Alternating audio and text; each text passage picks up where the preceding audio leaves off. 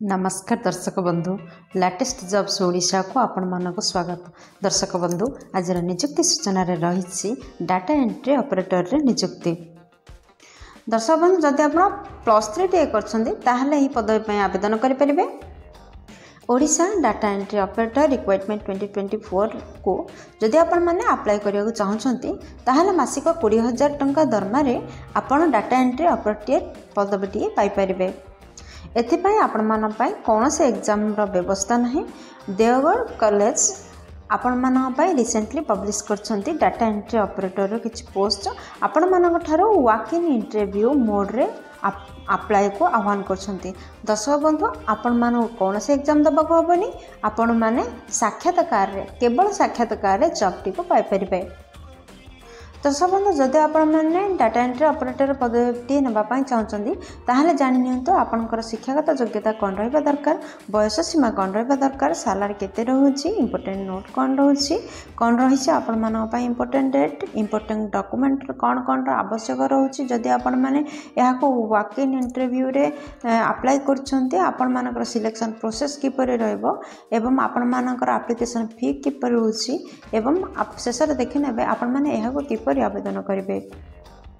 दर्शक बंधु आपण मानक मु वर्तमान नहीं आसी यार ऑफिशियल वेबसाइट को। जदि आपण माने एही साइट रे पहुंच पाए चाहते ताहले आपण देखिथिबा वीडियो रे तले डिस्क्रिप्शन बॉक्स रे यार लिंक प्रोवाइड कर दिया जाय छै, सेठारे क्लिक कले आपण माने एही पेज रे पहुंच पारिबे। दर्शक बंधु Odisha data entry operator requirement 2024 रो डिटेल्स रे जानतु। संगठकंकर नाम होछि देवगढ़ कॉलेज। देवगढ़ कॉलेज का कर्तृपक्ष तरफ रो आपण मानक पई विज्ञप्ति जारी होछि। टाइप ऑफ जॉब रे होछि परमानेंट टाइप रो जॉब कैटेगरी रोची ओडिशा गवर्नमेंट जॉब। क्यों पोस्ट पर विज्ञप्ति प्रकाश पाई तो जानते डाटा एंट्री ऑपरेटर बा डीईओ पोस्ट पर विज्ञप्ति प्रकाश पाई। एप्लिकेशन मोड आपणकर वॉक इन इंटरव्यू रे रोची आपण माने केवल साक्षात्कार गोटे साक्षात्कार देबे एवं आपण मानकर सिलेक्शन हबो। क्यों माने यहाँ को अप्लाई करेंगे आम ओडिशार समस्त कैंडिडेट यहाँ को अप्लाई करेंगे। प्लेस पोस्टिंग आम ओडिशा रे ही रहिबो। लास्ट डेट होछि 30 जनवरी 2024। जेंडर रे उभय पुरुष एवं महिला प्रार्थी यहाँ को आवेदन करें। दर्शक बंधु ए प्रस्ताव देखि नेबा आपनकर बयस सीमा कौन रहिबा उचित। आपण मानकर नोटिफिकेशन अनुसार आपनकर सर्वनिम्न बयस 18 वर्ष एवं सर्वाधिक बयस 32 वर्ष रहुछि। जदि आपण माने साधारण कास्ट बिलोंग करथांती, जदि आपण माने साधारण कास्ट व्यतीत अदर कौन से कास्ट बिलोंग करथांती ताहले एज रिलैक्सेशन मध्ये रहुछि। जदि आमर आपण ओबीसी स्टूडेंट होइथिबे ताहले 3 वर्ष पई आपनकर बयस को कोहल कर दिया जाउछि, जा द्वारा आपण माने 35 वर्ष पर्यंत फॉर्म अप्लाई करेंगे। एसटी एससी पीडब्ल्यूडी कि एक्स सर्विसमैन होते 5 वर्ष पर्यंत बयस रिलैक्सेशन रोचे, जहाँफल 37 वर्ष पर्यंत सर्वाधिक फॉर्म अप्लाई करेंगे। दर्शक बंधु ए पृष्ठ देखि नियंतु आपण जदि डीईओ पोस्ट पर आवेदन करछन्ती ताहले आपनकर मासिक दरमा कौन रहिबो। आपनकर मासिक दरमा 20,000 टंका रहिबो जदि आपण माने ए पदवी पर आवेदन करछन्ती। सिलेक्शन प्रोसेस आपण माने जानछन्ती केवल इंटरव्यू द्वारा आपण माने सिलेक्शन होई परिबे। दर्शक बंधु आपण मैंने प्रस्ताव देखि नियंतु एप्लिकेशन फी कौन होचे। आपण मैंने जदि जनरल कैंडिडेट होती ताहले आपनकर एप्लिकेशन फी फ्री रही। किसी भी एप्लिकेशन फी ना। EWS OBC physical handicapped ST SC female transgender जेकोसी कैटेगरी आपण बिलोंग करथिले आपण माई कौन फी ना। आपण मान समस्त नो फी रही। आपण मैंने फ्री रे अप्लाई करें। दर्शक बंधु आपण मैंने ये पृष्ठ जानतु आपन जतले इंटरव्यू को जाउचंती ताहले कौन कौन इंपोर्टेंट डॉक्यूमेंट आवश्यकता रोचे, आपण मैंने कौन कौन डॉक्यूमेंट सांग नहीं जीवे।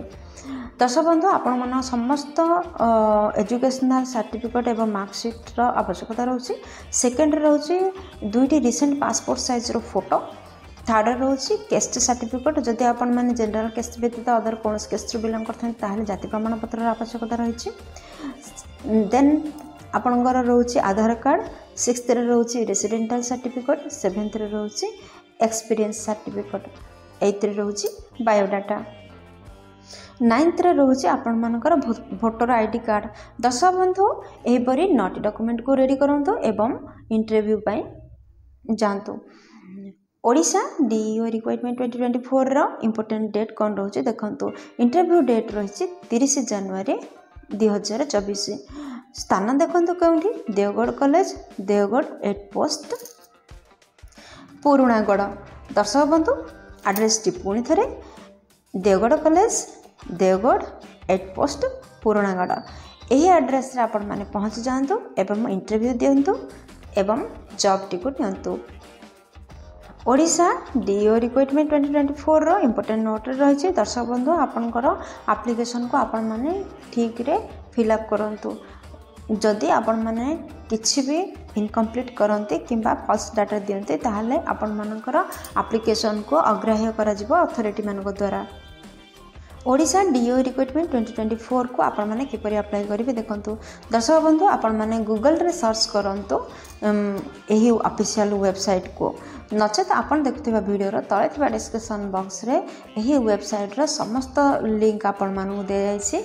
एही जॉब रिलेटेड मध्ये समस्त लिंक दे जायछि। आपण मानू पीडीएफ दे जायछि बायोडाटा दे जायछि। आपण माने सेटारे क्लिक कले मध्ये आपण माने अप्लाई करि परिबे। एहा को अप्लाई करिया पूर्व भल भाव रे पढंतु एवं दिया जाइथिबा एड्रेस रे जनवरी 30 तारिख दिन ठीक 10टा समय स्थान रे पहुँचतु। दर्शक बंधु आशा कर वीडियो आपंकर बहुत काम लगे। जदि किसी भी उपकार करें वीडियो को गोटे लाइक कर दिंतु सांग सहित यथेष परिमाण शेयर करूँ। जदि चैनल नुआ अच्छा चैनल को सब्सक्राइब कर बेल बटन प्रेस कर आल सेट कर दिंतु जहाद्वारा प्रतिदिन प्रकाश पाउथबा नुआ नुआ सरकारी नियुक्ति विषय आपण मान पाखरे प्रथम सूचना पहुँचीज। दर्शक बंधु वीडियोटी को एपर्यंत देखिथिबारु आपण मानक अशेष धन्यवाद। पुणी देखा लेटेस्ट जॉब्स ओडिशा नुआ एक फ्रेश अध्याय से पर्यंत जय जगन्नाथ।